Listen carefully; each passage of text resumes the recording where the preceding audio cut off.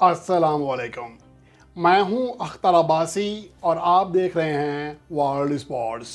आज Pakistan super league 2023 की drafting हुई, जिसमें ये रिपोर्ट बनने तक तमाम जो बड़ी कैटेगरीज़ हैं और तमाम गैर मुल्की प्लेयर्स हैं उनकी सिलेक्शन का अमल मुकम्मल हो चुका है। और उसके बाद अब सिल्वर, इमर्जिंग और सप्लीमेंट्री कैटेगरीज़ बाकी रह गई हैं। उसकी तफसील बाद में मैं आपके साथ शेयर करूँगा जब मुकम्मल स्क्वाड तैयार हो जाएंगे। बहरहाल बड़े बड़े खिलाड़ी अरुण फिंच समेत या शकीब उल हसन हो गए, इस तरह बहुत सारे बड़े खिलाड़ी थे। मोहम्मद नबी जिनका ताल्लुक अफ़गानिस्तान से है, उनको भी कोई ख़रीदार नहीं मिल सका। और इसके हवाले से जो बड़े खिलाड़ी शामिल थे जो पाकिस्तान सुपर लीग के आने वाले सीज़न के लिए किसी भी टीम में मुंतखब ना हो सके, किसी ने उनको पिक ना किया, उनकी तफसील भी मैं आपके साथ शेयर करूँगा अगली रिपोर्ट में। लेकिन इस बार जो ये रिपोर्ट है इसमें हम बात करेंगे जो टॉप कैटेगरीज़ हैं उनमें से कौन कौन से प्लेयर और किस किस टीम का हिस्सा बने हैं। सबसे पहले हम बात करते हैं अल्फ़ाबेट के लिहाज से इस्लामाबाद यूनाइटेड की, जिनका प्लाटिनम कैटेगरी में एक जो खिलाड़ी है शादाब खान रिटेन किया गया था। उनके पास 2 पिक्स मौजूद थी इस कैटेगरी में, जहाँ पर उन्होंने एलेक्स हेल्स को लिया और उसके अलावा रहमानुल्लाह गरबज़ को लिया। एलेक्स हेल्स का जो मैंने गुज़िश्ता रोज़ ही कह दिया था कि ये लाजमी सिलेक्शन होगी, क्योंकि एलेक्स हेल्स जो हैं उनके टॉप स्कोरर रहे थे, गुज़िश्ता सीज़न में शानदार परफॉर्म किया था। उन्हें बहरहाल अब जो है दोबारा हासिल कर लिया है। और उसके अलावा डायमंड कैटेगरी में फजल हक फ़ारूकी जो कि अफ़गानिस्तान के बॉलर हैं उनको लिया गया है। इसके जो पहले सिलेक्शन हुई थी, इसके अलावा देख लें डायमंड कैटेगरी में ऑलरेडी उनके पास आसिफ अली और मोहम्मद वसीम जूनियर थे। उनके पास सिर्फ एक ही पिक मौजूद थी जो कि उन्होंने फजल हक फ़ारूकी की सूरत में ली। गोल्ड कैटेगरी में ऑलरेडी इस्लामाबाद यूनाइटेड अपने 3 खिलाड़ी ले चुका था, जिनमें फ़हीम अशरफ, हसन अली और आज़म खान शामिल थे। सिल्वर कैटेगरी में गो के 5 की कैपेसिटी मौजूद है और मज़ीद इसमें खिलाड़ी ऐड होंगे। इसमें पॉल स्टर्लिंग और कोलिन मुंड्रो जो गैर मुल्की खिलाड़ी हैं वो मुंतखब हो चुके हैं। अब किसी भी टीम के पास अब गैर मुल्की खिलाड़ी को सिलेक्ट करने का ऑप्शन नहीं रहा, तमाम ऑप्शन मुंतखब हो चुके हैं। और जो मैं रिपोर्ट तैयार कर रहा हूँ इसके बाद चंद गैर मुल्की खिलाड़ी, लोकल खिलाड़ी जिसमें अहमद शहजाद भी हैं और पाकिस्तान के बहुत सारे खिलाड़ी हैं, उनकी सिलेक्शन हो सकती है। लेकिन बहरहाल जो गैर मुल्की तमाम खिलाड़ी हैं उनकी सिलेक्शन के तमाम ऑप्शन यूज़ हो चुके हैं। अब कोई गैर मुल्की खिलाड़ी मज़ीद सिलेक्ट नहीं होगा। इसके अलावा कराची किंग्स की बात करें, जिनके पास प्लाटिनम कैटेगरी में सिर्फ एक ही खिलाड़ी मौजूद था जो कि रिटेन किया गया था, हैदर अली। उनके पास 2 ऑप्शन मौजूद थे। एक मैथ्यू वेड को लिया जो कि T20 वर्ल्ड कप 2021 में पाकिस्तान के सेमीफाइनल में शिकस्त की वजह बना था। शाहीन शाह अफरीदी को 3 छक्के लगाए थे। इसके अलावा इमरान ताहिर जो कि इससे पहले मुल्तान सुल्तान्स के लिए खेलते रहे, उनको वसीम अकरम ने अपने स्क्वाड में शामिल किया। उनका कहना है कि वो एक एनर्जेटिक खिलाड़ी हैं और दरमियान में विकेट हासिल करते हैं। उनकी बॉडी लैंग्वेज बहुत ज़्यादा पॉजिटिव है, जिसकी वजह से हमने उनको स्क्वाड में लिया। जबकि उनकी डायमंड कैटेगरी ऑलरेडी मुकम्मल थी। डायमंड कैटेगरी में शोएब मलिक, इमाद वसीम और मोहम्मद आमिर थे, इसलिए उनके पास यहाँ पर कोई ऑप्शन मौजूद नहीं था। गोल्ड कैटेगरी उनके पास खाली थी और उनके जो 3 सिलेक्शन थी तीनों ने जेम्स वेंस को लिया जो कि ओपनिंग बैट्समैन हैं। अब शर्जील खान के साथ जेम्स वेंस आ सकते हैं। उम्मीद ये थी कि मार्टिन गुप्टिल को लिया जाएगा, लेकिन उन्हें बहरहाल नहीं लिया गया। जेम्स फुलर ये ऑलराउंडर हैं। एंड्रयू टाई ऑस्ट्रेलिया के फास्ट बॉलर हैं, इनको भी लिया गया। ये तीनों शानदार बॉलर हैं और एंड्रयू टाई T20 फॉर्मेट में 3 हैट्रिक्स भी कर चुके हैं, तो उनके पास जो बॉलिंग लाइन है वो इंतहाई मजबूत हो गई है। सिल्वर में शर्जील खान और आमिर यामीन उनके पास ऑलरेडी मौजूद हैं और मज़ीद इसमें कई पाकिस्तानी खिलाड़ी ऐड होंगे। इमर्जिंग में उनके पास मीर हमज़ा मौजूद हैं जो कि पहले से जो रिटेन किए गए थे। इसके अलावा लाहौर कलंदर की बात करते हैं। लाहौर कलंदर ने अपने प्लाटिनम कैटेगरी के 2 ऑप्शंस पहले ही चुन रखे थे, राशिद खान और कप्तान शाहीन शाह अफरीदी। और जैसा कि मैंने पहले ही कहा था कि फ़खर जमान के बगैर नहीं जाएंगे, और उन्होंने पहले ही पिक में फ़खर जमान को पिक किया प्लाटिनम कैटेगरी से। इस तरह फ़खर जमान एक बार फिर उनके हिस्सा बन गए जो शुरू से उनके साथ खेल रहे हैं। इसलिए इस बात का गुज़िश्ता सीज़न में भी यही हुआ था कि उन्होंने बगैर रिटेन करने के बजाय पिक के ज़रिए फ़खर जमान को अपने स्क्वाड में शामिल किया था, और इस बार भी ऐसा हुआ। और डायमंड कैटेगरी की बात करें तो डेविड वैसे बरकरार थे, इनके पास 2 ऑप्शन मौजूद थे। एक ऑप्शन उन्होंने लिया हुसैन तलत की सूरत में, और गोल्ड कैटेगरी में अब्दुल्ला शफीक उनके पास एक मौजूद थे। 2 उनके पास ऑप्शन थे और दोनों ऑप्शन उन्होंने यूज़ किए।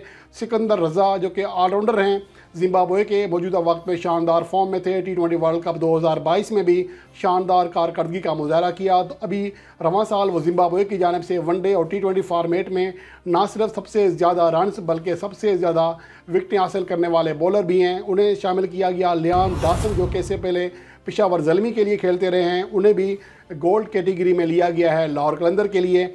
और उसके अलावा जो उनके दीगर खिलाड़ी हैं सिल्वर में तो मज़ीद पिक्स होंगी, लेकिन हैरी ब्रोक जो कि मौजूदा दौर है पाकिस्तान में टेस्ट फार्मेट में शानदार कारकर्दगी दिखा रहे हैं। और वैसे भी पाकिस्तान सुपर लीग की एक क्वालिटी है कि यहाँ पर जो गैर मारूफ खिलाड़ी आते हैं बैरून मुल्क से, ख़ास तौर पर इंग्लैंड से, यहाँ आकर इतने पॉलिश हो जाते हैं कि वो दुनिया में तहलका मचा देते हैं जब उन्हें इंग्लैंड की टीम से मौका मिलता है। इसकी कई मिसालें मौजूद हैं। हैरी ब्रोक हैं, ये पाकिस्तान सुपर लीग में आकर खेले लाहौर कलंदर के लिए। इसके अलावा जेम्स वेंसी यहाँ से उठे। इसके अलावा और बहुत, लियाम डॉसन को यहाँ से प्रमोट हुआ। टिम डेविड जो कि अब ऑस्ट्रेलिया के लिए खेल रहे हैं मुल्तान सुल्तान से उठे। तो बहरहाल पाकिस्तान सुपर लीग अपने खिलाड़ियों को पॉलिश करे ना करे, लेकिन गैर मुल्कियों को अच्छी तरह पॉलिश कर रही है। इसके अलावा ज़मान खान उनके जो रिटेनर प्लेयर थे ये तो शामिल रहेंगे।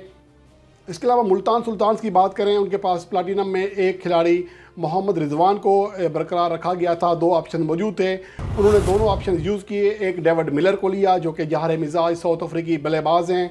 जोश लिटल को लिया जो कि आयरलैंड के फास्ट बॉलर हैं और हालिया T20 वर्ल्ड कप 2022 में इंग्लैंड के ख़िलाफ़ जो आयरलैंड की फतह थी उसमें जोश लिटल का नुमाया किरदार था, उन्हें सेलेक्ट किया गया। और डायमंड कैटेगरी मुल्तान सुल्तान की ऑलरेडी फेल थी। शान मसूद, रेली रसा और खुशदिल शाह उसमें मौजूद थे। गोल्ड कैटेगरी में टिम डेविड और शाहनवाज दानी को बरकरार रखा गया था। उनके पास एक ऑप्शन मौजूद था जो कि वेस्ट इंडीज़ के अकील हुसैन की सूरत में उन्होंने पुर किया। और इसके अलावा इमर्जिंग में उनके पास एहसानुल्लाह और अब्बास अफरीदी हैं। और सिल्वर कैटेगरी में अभी मज़ीद पाकिस्तान के खिलाड़ियों का इजाफा होना है, अलबत्ता इसमें अब कोई गैर मुल्की खिलाड़ी का इजाफा नहीं हो सकेगा। और अब बात करते हैं पेशावर ज़ल्मी की, जिनके प्लाटिनम कैटेगरी में सिर्फ कप्तान बाबर आजम थे जो कि कराची किंग्स छोड़कर यहाँ आए हैं। और इसके अलावा उनके पास इस कैटेगरी में 2 खिलाड़ी मुंतखब करने का ऑप्शन था और उन्होंने दोनों यूज़ किए। एक बनोका राजा पक्सा को लिया जो कि ऑलराउंडर हैं श्रीलंका के। उसके अलावा रोमन पावेल जो कि हालिया T10 लीग में शानदार कारकर्दगी दिखाने में कामयाब रहे, हार्ड हिटर बैट्समैन हैं, टॉप ऑर्डर में बैटिंग करते हैं, उन्हें लिया। इसके अलावा डायमंड कैटेगरी की बात करें तो उनके पास 2 खिलाड़ी ऑलरेडी बरकरार रखे गए थे, शरफैन रदरफोर्ड और वहाब रियाज। उनके पास सिर्फ एक ऑप्शन था इस कैटेगरी में कोई खिलाड़ी लेने का और वो मुजीबुर रहमान की सूरत में उन्होंने फेल किया। और मैंने पहले कहा था कि अफ़गानिस्तान के खिलाड़ी पेशावर ज़ल्मी के लिए लाजमी उनकी बात की जाएगी और मुजीबुर रहमान बहरहाल आगे हैं जो कि राशिद खान के साथ अफ़गानिस्तान के लिए खेलते हैं। वहाँ पर शानदार बॉलिंग उनकी जोड़ी बनी हुई है राशिद खान के साथ और एक कफ़ायती बॉलर साबित होते हैं। लेकिन बहरहाल पाकिस्तान सुपर लीग में अब तक वो बड़ी कारकर्दगी नहीं दिखा सके। इसके अलावा गोल्ड कैटेगरी की बात करें तो यहाँ पर मोहम्मद हारिस ऑलरेडी उनके पास दस्तयाब थे। 2 ऑप्शन थे, दोनों यूज़ किए। दानिश अजीज़ को लिया जो कि सिंध के लिए खेलते हैं और अरशद इकबाल जो कि इससे पहले कराची किंग्स के लिए खेल चुके हैं। उसमें यकीनन बाबर आजम की राय शायद शामिल होगी, इसलिए अरशद इकबाल को लिया गया गोल्ड कैटेगरी में। सिल्वर कैटेगरी में उनके पास टॉम केलर, कैडमोर और उसके अलावा आमिर जमाल, सलमान इरशाद मौजूद हैं और उनमें मज़ीद पिक्स आएंगी, इमर्जिंग में भी आएंगी। जब ये चीज़ें हो जाएंगी तो एक हतमी स्क्वाड आपके साथ मैं शेयर करूँगा। और अब आखिर में बात करते हैं कोयटा ग्लैडिएटर्स की, जिनके मोहम्मद नवाज़ प्लाटिनम कैटेगरी में बरकरार रखे जाने वाले वाहिद प्लेयर थे। उनके पास 2 ऑप्शन मौजूद थे और उन्होंने दोनों यूज़ किए। वनीद हसरंगा जो कि आलमी नंबर 1 T20 बॉलर हैं, उनको रखा। उसके अलावा नसीम शाह को हासिल किया, हालांकि मुल्तान सुल्तान ने पिक भी कर लिया था लेकिन बाद में RTP यूज़ करके नसीम शाह को वापस लिया गया। तो नसीम शाह अब मुसलसल यानी इस सीज़न में भी कोयटा ग्लैडिएटर्स के लिए खेलते हुए दिखाई देंगे। इसके अलावा डायमंड कैटेगरी में उनकी 2 जो रिटेन प्लेयर थे, जैसन रॉय और इफ्तिखार अहमद पहले से मौजूद थे। मज़ीद एक पिक का उनके पास ऑप्शन था, ओडियन स्मिथ की सूरत में उन्होंने ये ऑप्शन लिया है। वो डायमंड कैटेगरी में प्लेयर लिया है। गोल्ड कैटेगरी में उनके पास 2 प्लेयर थे, सरफराज अहमद और मोहम्मद हसनैन, और एक प्लेयर की गुंजाइश थी जो कि ओपनिंग बैट्समैन एहसान अली की सूरत में उन्होंने पूरी की है। इसके अलावा सिल्वर कैटेगरी में उनके 3 खिलाड़ी ऑलरेडी मौजूद हैं, उमर अकमल, वेल समीर और नवीन उल हक, जबकि मज़ीद 2 खिलाड़ी इस कैटेगरी में आएंगे जो कि दोनों ही पाकिस्तानी होंगे। और इसके अलावा एमर्जिंग कैटेगरी भी अभी बाकी है।